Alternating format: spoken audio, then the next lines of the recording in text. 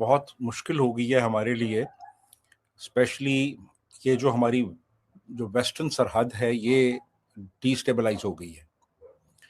और आज ही आपको पता है कि फैज़ाबाद जो कि पिंडी और इस्लामाबाद के दरमियान में एक जगह है जहाँ पे एक मिलिट्री इस्टेब्लिशमेंट है, हमजा कैंप, वहाँ पे दो ड्रोन जो हैं वो शूट डाउन किए गए हैं, रिपोर्टेडली शूट डाउन किए गए हैं हमारे एयर डिफेंस की तरफ से।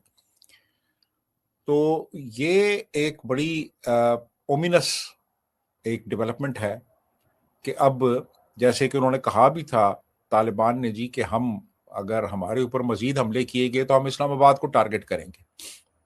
तो अब वो, इसका मतलब है कि वो इस्लामाबाद को टारगेट करने लगे हैं। वो इस वक्त सूरत हाल ये है कि इस्लामाबाद एयरपोर्ट को बंद कर दिया गया है, जिन फ्लाइट्स ने लैंड करना था उनको डाइवर्ट कर दिया गया है। यानी ये मीडिया की खबर है, ARY न्यूज़ की। तो अब ये जो सूरत हाल है ये तो बहुत ही एक यानी हालात की पेचीदगी का तासुर देती है कि हमारे और अफ़गानिस्तान के दरमियान जो हालात हैं वो बतदरीज बिगड़ते चले जा रहे हैं। और हमारी जो वहाँ पे बॉम्बिंग्स हो रही हैं, जो स्ट्राइक्स हो रही हैं, उसके नतीजे में उन्होंने भी अब जवाब देना शुरू कर दिया है। आरजू जी। बिल्कुल सर, लेकिन सर क्या, जैसे मैंने कहा, क्या हम ये अफोर्ड कर सकते हैं? क्योंकि एक तरफ ऑलरेडी ईरान में जो जिससे हमारा बॉर्डर लगता है वहां पर लड़ाई चल रही है, उसके बाद अफगानिस्तान से हम लड़ाई बढ़ाते चले जा रहे हैं बजाय कम करने के। तो इससे हमें ये समझना कि जी अफगानिस्तान एक छोटी कंट्री है, उसके पास तो उसकी आर्मी नहीं है, तो एयरफोर्स नहीं है, इस किस्म की बातें जो हमारे मिनिस्टर्स आके करते हैं कि हम उसका नक्शा बदल देंगे या नक्शे से हटा देंगे, इस किस्म के भी कई स्टेटमेंट जो है पाकिस्तान के ऑफिशियल्स की तरफ से आ चुके हैं। आपको क्या लग रहा है कि क्या वाकई अफगानिस्तान के लोग इतने कमजोर हैं कि हम जा जाकर उनके ऊपर एयर स्ट्राइक करते रहेंगे कुछ भी बात करके, और उसके बाद वहां से कोई एक्शन से हमें कोई नुकसान नहीं होने वाला? देखिए, कन्वेंशनल वॉरफेयर में तो उनका हमारे साथ कोई मुकाबला नहीं है, क्योंकि वो अ, हमारी जो फौज है, हमारी जो एयरफोर्स है, वो बहुत स्ट्रांग है और वो हम्म। बाकायदा एक डिसिप्लिन फोर्स है। लेकिन उनका जो एक्सपीरियंस है वो गुरेला वॉरफेयर का है, और बड़ा उनका एक वसी एक्सपीरियंस है। और एम्बुश का एक्सपीरियंस है, उनका एक्सपीरियंस जो है वो सेबोटाज करने का है, टेररिस्ट एक्टिविटीज का है। तो वो तो फिर ये वाले टैक्टिक्स इख्तियार करेंगे। और उसके लिए फिर हमें बिल्कुल हमारी जो हमारा जो डिफेंस है वो उसके लिए शायद उस तरह से तैयार नहीं है। मतलब एक कन्वेंशनल वॉर में तो हम्म। हम वो जमने नहीं देंगे, लेकिन अगर वो दूसरे टैक्टिक्स इख्तियार करते हैं तो फिर हमारे लिए बड़ी एक मुश्किल सूरत हाल पैदा हो जाएगी। जी। बिल्कुल बिल्कुल ऐसा ही लग रहा है सर, लेकिन हर हम आई विश कि हम उस मुश्किल में ना जाएं। लेकिन सर ईरान और इसराइल और अमेरिका की जो इस वक्त चल रहा है, झगड़ा चल रहा है, वॉर चल रही है, अटैक्स हो रहे हैं, खास तौर पे मिडिल ईस्ट को टारगेट किया गया है ईरान की तरफ से। और ऐसा नहीं है कि लोगों के ऊपर किया जा रहा है, बल्कि इकोनॉमी को हिट किया जा रहा है। उससे आपको लगता है कि पाकिस्तान में भी कोई प्रॉब्लम आ सकती है? हमारे यहाँ तो वैसे ही आपको पता है फ्यूल की प्राइस वगैरह बढ़ा दी है, लेकिन क्या इस जंग को, अगर ये कहा जाता है अगर ये 4 वीक्स खिंच गई, तो उसमें मतलब हमारा क्या होगा? क्योंकि हम तो पहले ही एक डिफेंस पैक्ट करके बैठे हैं सऊदीया के साथ, तो क्या सऊदीया हमें नहीं कहेगा कि आप ईरान को रोकिए? देखिए, यही हमारे लिए इस वक्त एक बहुत बड़ी परेशानी की बात है कि हम ना तो सऊदी अरेबिया के साथ और गल्फ कंट्रीज के साथ बिगाड़ सकते हैं, और ना ईरान के साथ, और ना अमेरिका के साथ। तो हमें बड़ा बैलेंस रखना है अपने फॉरेन रिलेशंस में। और रिपोर्टेडली जो हमारे प्राइम मिनिस्टर हैं उन्होंने ईरान के सदर से तकरीबन 1.5 घंटा टेलीफोन पे बात की, और उसके बाद फिर वो चले गए सऊदी अरेबिया आर्मी चीफ के साथ।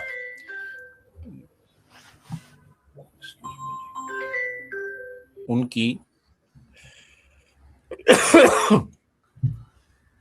एक लंबी चौड़ी मुलाकात हुई है चंद घंटों की बिन सलमान जो क्राउन प्रिंस हैं उनके साथ। तो अब बात यह है कि सऊदी अरेबिया ने $5 अरब हमारे स्टेट बैंक में रखवाए हुए हैं। सऊदी अरेबिया हमें डेफर्ड पेमेंट्स के ऊपर ऑयल देता है। हमारी बहुत सी जो माशी मुश्किलात अब तक रही हैं उसमें सऊदीया ने हमारा बड़ा साथ दिया है। दूसरी तरफ ईरान है, ईरान के साथ हमारा बॉर्डर लगता है। तकरीबन कोई 20% शियाज हैं पाकिस्तान के अंदर और उनकी अपनी हमदर्दियां जो हैं वो ईरान के साथ हैं। और अगर ईरान डिस्टेबलाइज होता है तो उसके असरात पाकिस्तान पे भी पड़ेंगे। यहाँ पे हो सकते हैं रिफ्यूजीज आए इस तरफ। और ईरान इस वक्त स्टेट ऑफ हरमूज को कंट्रोल कर रहा है और हमारी आप ये देखें कि 80 to 85% जो ऑयल की सप्लाई है वो स्टेट ऑफ हरमूज से होती रही है, जो कि अब इन्होंने कोई याम्बो एक दूसरी पोर्ट है रेड सी पे सऊदी अरेबिया की जो कि काफ़ी दूर है। अब ये उनके साथ तय हुआ है जी कि अब ऑयल वहाँ से आया करेगा, लेकिन इससे पहले जो हमारी मेजर सप्लाई लाइन थी वो तो हरमूज थी। और अगर हरमूज से हमें ऑयल की फराहमी नहीं होती तो ऑयल की प्राइसेस तो मजीद बढ़ेंगी। अभी तो 55 रुपए इन्होंने बढ़ाए हैं लेकिन वो मजीद बढ़ा देंगे। तो ये जो हालात हैं ईरान के साथ भी हमें बहुत देखभाल के चलना है, सऊदिया के साथ भी कोशिश हमारी गालिबन यही है कि किसी तरीके से हम कोई बीच बचाव कराएं, इनके साथ कोई आपस में सुलह सफाई हो जाए। लेकिन ये जो इस वक्त सूरत हाल है इसमें तो अमेरिका की भी स्टेक्स हैं, इसमें इजराइल की स्टेक्स हैं, इसमें गल्फ कंट्रीज है, ईरान है और हर कोई अभी तक अपने मौकफ पे डटा हुआ है और बज़ाहिर कोई इम्कान नजर नहीं आ रहा कि कोई रेकन्सिलिएशन होगी। और सूरत हाल दिन ब दिन मजीद बिगड़ती चली जा रही है। आज जो 14वां दिन था तो बड़ी इंटेंस बॉम्बिंग की गई है ईरान पे और ईरान के जो पासदारान हैं उन्होंने शहर के अंदर जगह जगह पे पिकेट्स बना लिए हैं, वहाँ पे वो गन्स लेके खड़े हो गए हैं और उनको ये भी अंदेशा है कि कहीं एक पॉपुलर अपराइजिंग ना हो जाए ईरान के अंदर। तो ये सारी जो सूरत हाल है ये फिर आप ये देखिए कि जो उनके रहबर जिनको कहते हैं मुज्तबा खामिनाई, उनका भी बयान आ गया है। उन्होंने कहा है जी कि आप कंपनसेट करें जो हमारा लॉस हुआ है, अब तो हम जंग बंद नहीं करेंगे और हमें गारंटीज दी जाए कि आइंदा ऐसा नहीं होगा और हमें तस्लीम किया जाए। अब ये शराय और इस सूरत में हम सीज फायर के लिए तैयार होंगे, अदरवाइज हम तो सीज फायर नहीं करते।